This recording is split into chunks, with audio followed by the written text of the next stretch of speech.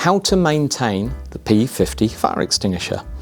Now, for those of you that know about the P50 fire extinguisher, which is a fabulous invention, made in the UK proudly, and anyone who's, I think was it Channel 4? They were actually featured in that Made in Britain documentary series. Shows you exactly how they're made. It's made from a Kevlar type aramid wound thread thing. Fancy machines, looks very good.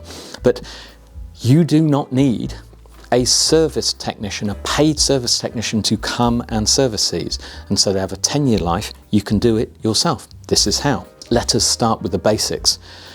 We'll take a 6-litre fluorine-free foam. These are the 2-litre water mist powder. Exactly the same method. So the first thing is, we look at the body. Now, this is a plastic outer casing. The actual Kevlar is underneath.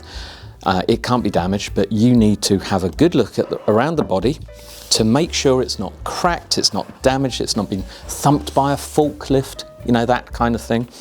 Even underneath, check that this base is not cracked. All good. Next one is we have the hose.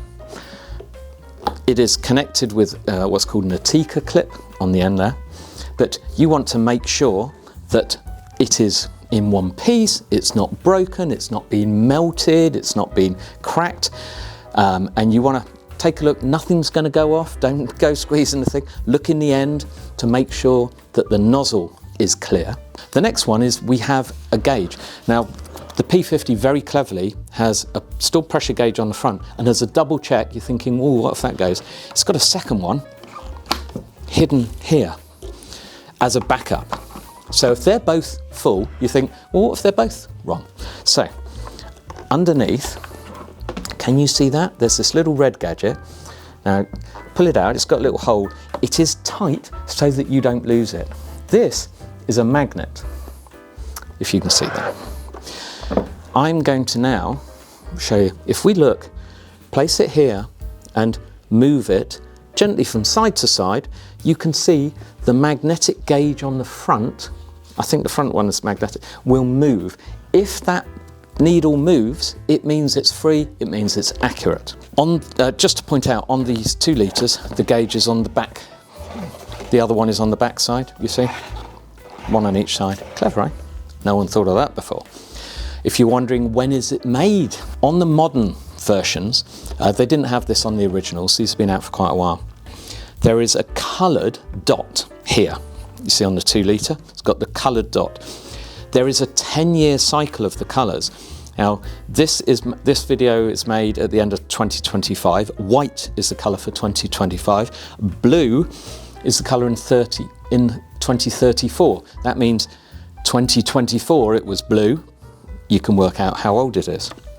These, by the way, all the instructions, it is printed with a serial number, individual serial number, which is something you do not get on metal normal fire extinguishers. They're not that modern in the manufacturing.